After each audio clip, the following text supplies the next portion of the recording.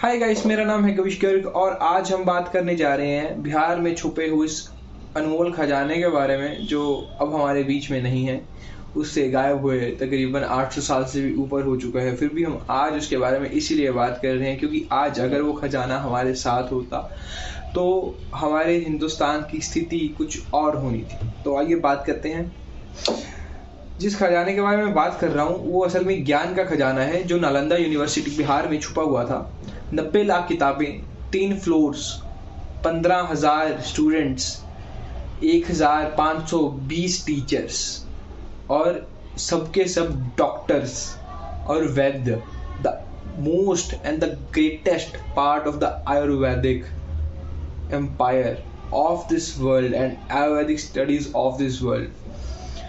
तो क्या हुआ था नालंदा यूनिवर्सिटी के बारे में और आज ये यूनिवर्सिटी एग्जिस्ट क्यों नहीं कर रही है, इसके बारे में काफ़ी स्टोरीज हैं। लेकिन जैसा कि हमारी एनसीईआरटी की हिस्ट्री हमें सिखाती है कि हमें इंडिया की स्टोरीज पे तो यकीन करना ही नहीं है जो इंडिया वाले कह रहे हैं। हमें तो वो स्टोरीज पे यकीन करना है जो हमें बाहर वाले ट्रैवलर्स इंडिया में ट्रैवल करके आते हैं और वो लिखते हैं और बताते हैं। तो उसी एग्जाम्पल के साथ मैं आज एक आया हूँ स्टोरी ढूंढ के लाके। तो credit goes to study IQ channel, उनसे ये मेरे को स्टोरी मिली है।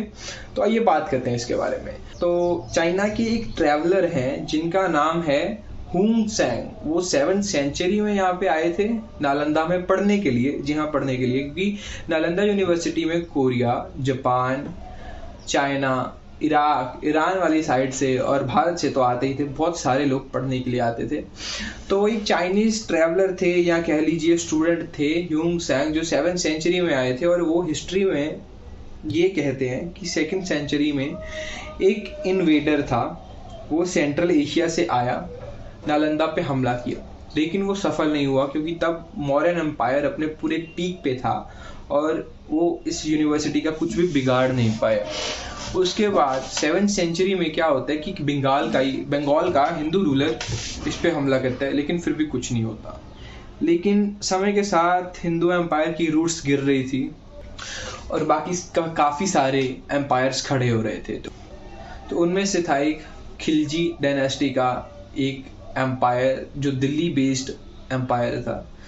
तो उसमें एक राजा थे बख्तियार खिलजी नाम करके, राजा नहीं जल्लाद कहूँगा मैं। तो बख्तियार खिलजी आए, उनको हो गई बीमारी, बहुत बीमार पड़ गए। जो मौलाना होते हैं या मुस्लिमों के वो वैद्य होते हैं, उनसे कोई भी फर्क नहीं पड़ रहा था। तो उन्होंने उनको किसी ने सजेस्ट किया कि आपको हिंदू जो नालंदा यूनिवर्सिटी में पढ़ा रहे हैं वैद्य, उनसे बात करनी चाहिए। उन्होंने बात की, लेकिन वो कह रहे थे कि मैं किसी भी औषधि को हिंदुओं से नहीं लूंगा।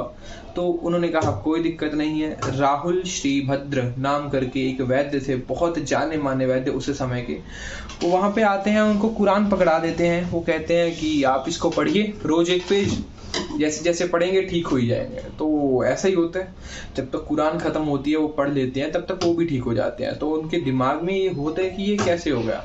तो राहुल भद्र ने बताया कि उन्होंने क्या किया था, कुरान के पेजों पे औषधि लगा दी थी, उनसे वो ठीक हो गए। एक तरफ उनकी जान जा रही थी और दूसरी तरफ वो इतने ठीक थे कि उन्होंने नालंदा पे ही हमला कर दिया। क्यों किया? इसीलिए किया, वो कह रहे हैं कि मैं एक काफिर यानी कि एक नॉन मुस्लिम से कैसे ठीक हो गया। उनके मन में अहंकार जाग गया और उन्होंने नालंदा यूनिवर्सिटी को बुरी तरह से तबाह कर दिया। तबाह करने के बाद उन्हें पता चला कि नालंदा के साथ में एक विक्रमशिला यूनिवर्सिटी है, उसको भी तबाह कर दिया। और उदंतापुरी जो ओडिशा में है, उदंतपुरी यूनिवर्सिटी है, वहाँ पे भी ऐसे कुछ लोग रहते हैं, उनको भी उन्होंने जाके ख़त्म कर दिया। तो आप सोच सकते हैं कि एक बंदे की और उस एक बंदे के मानसिकता, एक बुरी मानसिकता की वजह से इतना बड़ा ज्ञान का अथाह सागर हमारे हाथों से दूर हो गया। वहाँ पे कई हिंदू स्क्रिप्चर और काफ़ी हमारी मैन्युस्क्रिप्ट्स और उपनिषद अपने प्योरेस्ट फॉर्म में थे, जो आज हमारे मनों से, हमारी आंखों से दूर हो गए हैं। तो मैं आप सबको यही कहना चाहूँगा कि एक, हिंदू धर्म की प्रचार करें, दूसरा इसका मान करें और तीसरा कभी भी अहंकार में आके किसी के भी खिलाफ कुछ मत करें। जय श्री राम, जय हिंद। la